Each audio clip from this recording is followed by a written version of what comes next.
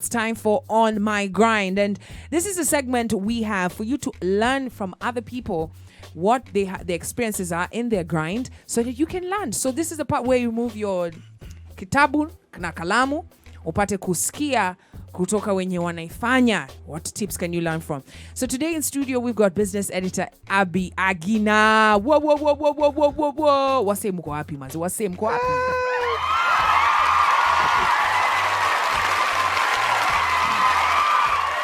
Okay. Welcome, Aggie. Welcome. Thank you. Yes. Blessed. Relaxini. Okay. How you doing? Keeping well. Sorry I'm a bit late. No worries. But I'm really happy to be here. And an honor to be with the reggae nation. Yes. Sasa nikuulize. First, you know that I'm a big fan of Trading Bill. Sure. Because I get to learn a lot about, business and, what's going on, the ups and downs of markets. You are talking to a lot of entrepreneurs. How did you start Trading Bill? Wow. Trading Bill was birthed about 4 years ago. And it was basically a project we did with the Nairobi Securities Exchange. This is where we sell and buy stocks. Yeah. What on it? Soko. So it is actually built around that background where we're talking to companies that are listed in the stock market. Yeah. Where we were trying to educate Kenyans, especially when it comes to investing in a stock, which companies you can look out for, just breaking down the big issues around the economy, because Wakenya wanataka invest, but sometimes they don't know really where should I put my money. So this show was premised on that, and it's been growing, and I've been getting rave reviews. I know. I love the show. I got to be honest. Probably the first time I got interested in business news is when I stopped watching local TV. No, I'm getting to somewhere. Because at home, I don't know how your home was, but me in my home, I know mom and dad are listening. I'm sure dad doesn't want me to tell the story, but I'm going to tell it anyway. Tell me a news. Ndio. Now what news? News. Alafu 15 minutes hapo ama 20 minutes. When we come back, business news. Hakuna mtu atakuwa hapo kwa hiyo akingojea hiyo business news. Businesses were gonna skim through other stations. And even when they would be doing the business news, Yes. it would be like the guy is just like 20 share stock index, the 20 share stock index. I even knew there was something called 20 share index. Uhuru Park, has gone up and come down. Green, red, nini. Nasema, wait, maliza tunataka watch sports. Until Trading Bill. When I started to watch Trading Bill, I started to realize that because a lot of young people want to do business, but it was like before, business was given 5 minutes on TV. Sure. And that's where you want to learn you want to learn what's going on so you can be able to invest. How you've interviewed probably all the top CEOs. Yeah. Who's been your favorite interview? Oh, my favorite interview was when we interviewed Tony Elumelu. Oh, that's the guy for the foundation. Oh yes, Nigerian Oga. Yeah. With the big money. Hey, the guy has money. Wow, that was one of the hardest interviews I've ever done, and it was the most rewarding interview in terms of content quality and also the number of views we got on it. And this guy is a billionaire. We were expecting a very tight up guy. Who was all protocols observed. So when the actual time to do the interview came, the guy is chilled out. So sometimes these big shots and the executives, the guys around them sometimes can really send a different signal. Yeah.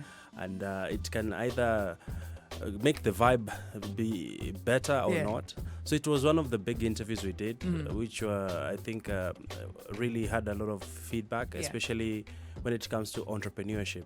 Because the guy is a billionaire, he has several companies, he runs a cement company, he has a bank. I mean, he has quite a number of investments across. So he's a guy who was really sharing his entrepreneurship journey, and he has his private jet. And one of the big lessons I learned from this interview was start small, then grow with time. Wow. And it takes effort, and you must put in the work so that you can one day say, wow, I was able to do this. I think our generation right now is chap chap, chap. quick. So we really need to be open-minded. Yeah. And Kwambox, when we see you with your Range Rover or your V8, some guys don't know what you did to get it in terms of your journey up. Probably it was just like an investment. You bought some land somewhere. Yeah. The area opened up, it appreciated, and you're able to sell at a better price. Yeah. So one of the key issues that we face as a country is we have a hungry population that wants to invest, but now Trading Bell comes to offer opportunities to tell guys, hey, you can actually buy Emma Kiba bond. This is a bond that you just need to have anything around 100 bob to 50,000, and you're able to invest. So it's not that perception that for you to invest in the stock market, you need to have a million bob or you gotta be rich. You gotta be rich. Shout out to everybody who's tuned in right now. 25 minutes past 9 a.m. We got Aby Agina. He's a business editor and KTN. He has a show called Trading Bell. You gotta watch it. MVP. Especially if you listen to us and you love On My Grind, then you can supplement it or substitute it with Trading Bell because they do a lot. And they talk to very important people there. All right, when we come back, a more great conversation. Remember, #VibesMVP. Here's Coffee with Burning. Catch the vibes on air and online. You are live on Morning Vybez with Kwambox Mbunde. And in studio, we've got Aby Agina. He's a KTN Business Editor. In case you've watched Trading Bell, then you know exactly who he is. In fact, why don't you come on over to vibesradio.co.ke and stream in. You can get to watch him live as he tells us his experience in being a business editor. You've covered many CEOs, many business stories, but which story would you say is the one that got away? The one that you wish you'd covered? Wow, that's a really open-ended question. I need to really do a quick run on my mind. One of the stories that I think we would have done better on it was last year, where people really wanted to know what's happening at KQ. Okay. This is a national carrier, one of the biggest airlines in Africa. Yeah. And getting through sources and trying to tell the inside story, it evaded us. We are not able to tell it to the depth we wanted to. So it keeps me awake sometimes. Oh, really? Yeah. Aww. And based on the business situation kwa ground in Kenya, which story would you say is the most underreported story that needs more coverage, that needs watu ambie, by the way, you guys need to know about this? Yeah. I think two things for me, the informal sector and ICT innovation. Why do I say so? When you drive along Gong Road, you see a lot of guys doing the furniture business, selling the dining tables, the beds. Do you know how much that industry is worth? These guys make over 600K a week. And they're just there dusting off the dust from the stuff they've made.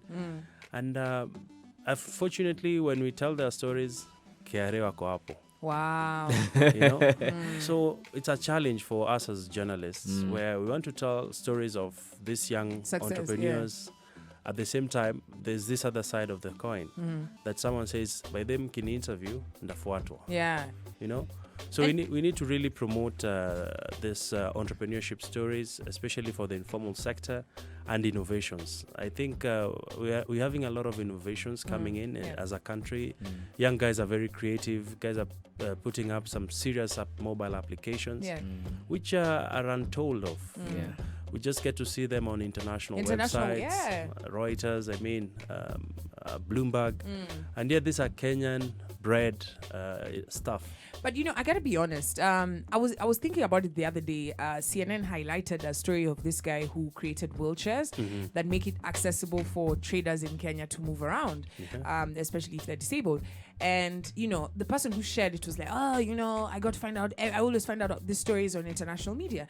And I was like, "You've probably seen that. You've probably seen such rhetoric or such comments." Yeah. And I was like, "Look." At some point, you know, we do our best. We make sure we reach out to people because we can't be everywhere. But sometimes I feel Kenyans themselves want to reach out to CNN before they reach out to KTN. To the or before media. they reach out to Vibes. Oh, yeah. A guy because it's not like this CNN person just showed up from Atlanta. It's like, I've heard of this. No. Somehow this organization reached out to them. Yeah. And then they saw, for us to get international and for people to fund us, let's use international media. So it's not necessarily us.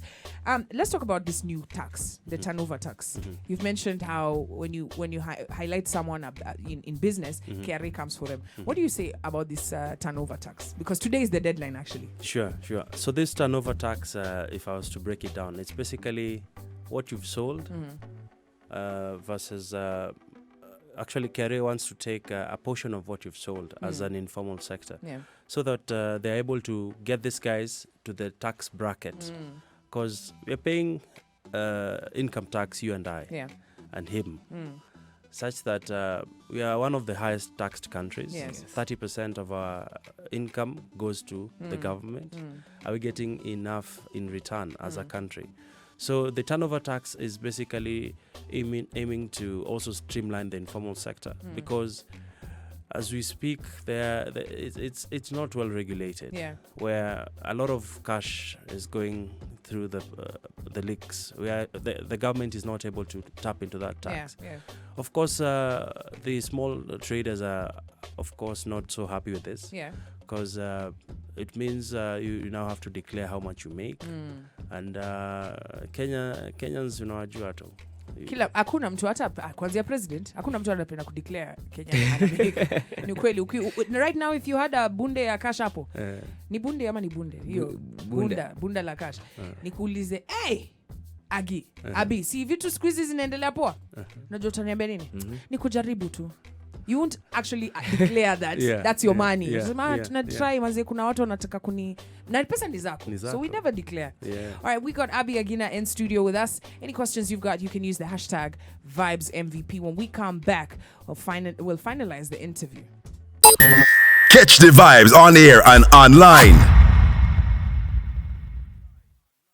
Yes, Aby. Yeah. If you were to change jobs, wachane na media, umeboeka tunayo. What profession would you get into and why? Wow, I think I'd quickly switch into working in corporate Kenya, especially a bank, or I would just venture into business. Okay. Those are top of mind. And when you were growing up, who were your role models, guys you used to look up to? Kasema hata mimi nataka kwa mse. So growing up, I used to really look up to Michael Oyer. Okay. He used to be one of the financial journalists. Yes, I remember him. Yeah. I also really got a lot of inspirations from Jeff Koinange. And also Larry was... Larry is actually someone we were hired along the same time. Okay. So we kept challenging each other and just trying to become a better version of ourselves. Okay.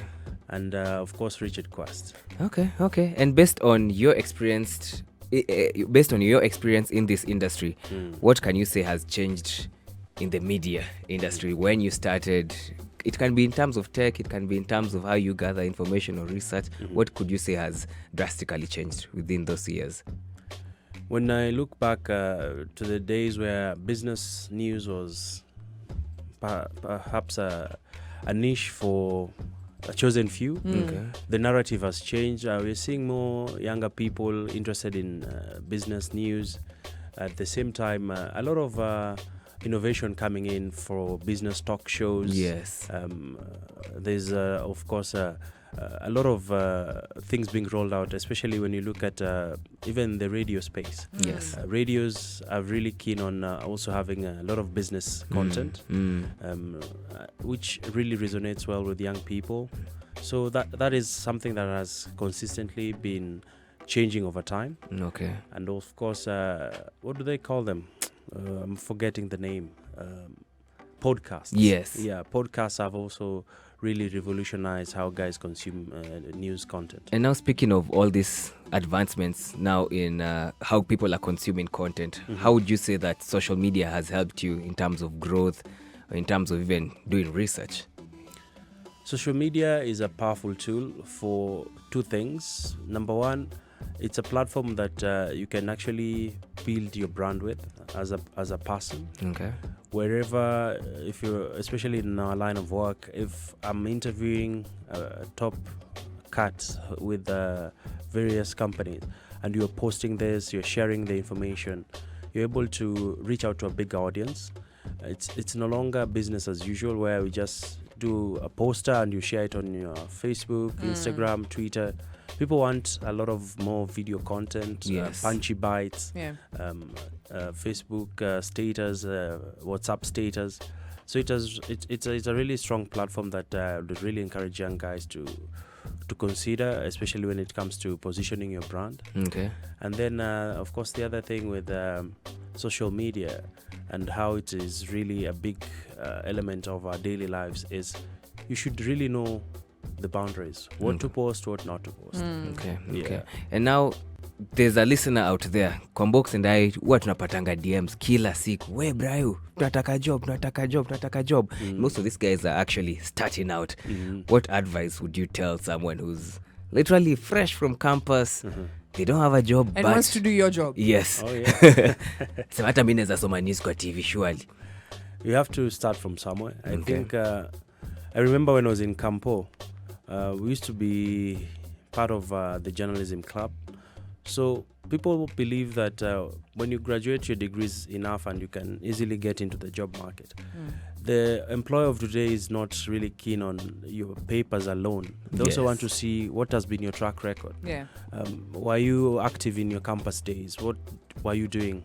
In my case, we used to do a daily publication where we used to do the news, campus news. We used to write. And it would be posted in the student center where guys would come read the news, literally, like they want to see what's happening today in campus. Nice. Yeah. Nice. So at that point, you're able to hone your writing skills. The other thing we also did very elaborately in campus was just trying to unleash our potential through especially broadcast. Yes. I remember one day KTN came to Mo University. They were actually talking to young guys about their views and politics. It was a team from Straight Up. Yes. That was in 2007. Yeah. Actually 2008. Yeah, that's years back. Yeah. So guys were there. Watu wa KTN wamekaa, nani ataongea? Me, I offered myself. Yes. I was asked my opinion. I changiad. Later on, we were getting calls, hey, tulikuona kwa TV, ulibonga poa. So you need to immerse yourself with what's happening currently. And also, I used to do a lot of contributions to a show that was on Reuters back in the day. It was called Africa Journal. Nice. I used to do a lot of emails to them. Just whenever they feature something, I would comment and tell them, I think this is good, and sharing something from Kenya.